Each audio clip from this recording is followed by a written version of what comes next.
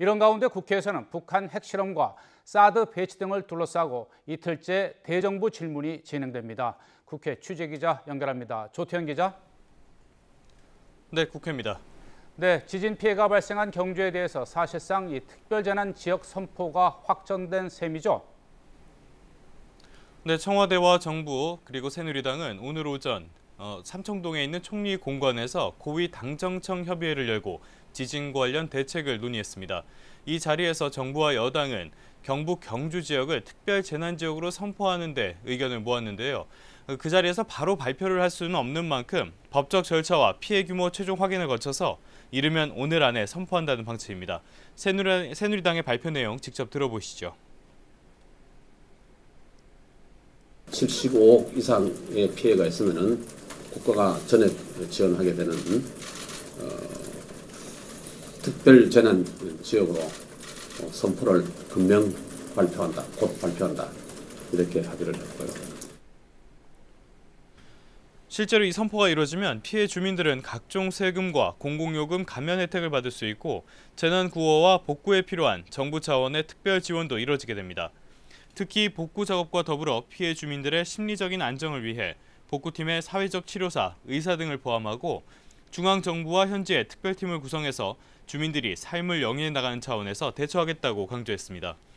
또 긴급 재난문자 메시지 발송을 일본처럼 10초 이내로 앞당기는 등 종합대책을 마련해서 현실성 있게 추진하겠다고 덧붙였습니다.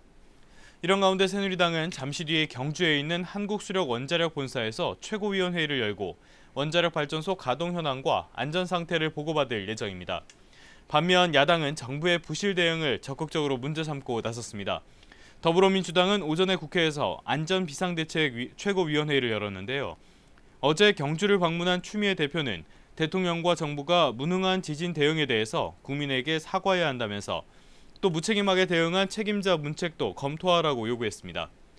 국민의당 박지원 비상대책위원장 역시 지진으로 대한민국 정부가 흔들리고 있다며 박근혜 대통령이 경주를 방문한 뒤 특별재난지역 지정을 검토한 정부의 태도와 위기 관리는 너무나 유치한 행동이라고 지적했습니다. 네, 오늘은 이 국회 대정부 질문 이틀째인데요. 어떤 내용들이 주로 다뤄질 것으로 보입니까? 네, 오늘 대정부 질문은 오전 10시부터 시작됐습니다. 오늘은 국방, 외교, 안보 분야 대정부 질문인데요. 정부 측에서는 황교안 국무총리와 홍영포 통일부 장관, 그리고 한민구 국방부 장관 등이 참석했습니다. 대정부 질문에 앞서서 북한의 5차 핵실험을 규탄하고 모든 핵 프로그램 폐기를 촉구하는 내용의 결의안을 채택하기도 했는데요. 이번 결의안에는 북한의 무모한 도발이 국제사회의 외면과 압박을 초래해서 고립을 자초하게 될 것이라는 내용도 담겼습니다. 여야는 대정부 질문에서 북한의 5차 핵실험과 잠수함 발사 탄도미사일, SLBM 발사 성공에 대한 우리 정부의 대응과 대북 제재 등을 집중 질의하고 있습니다.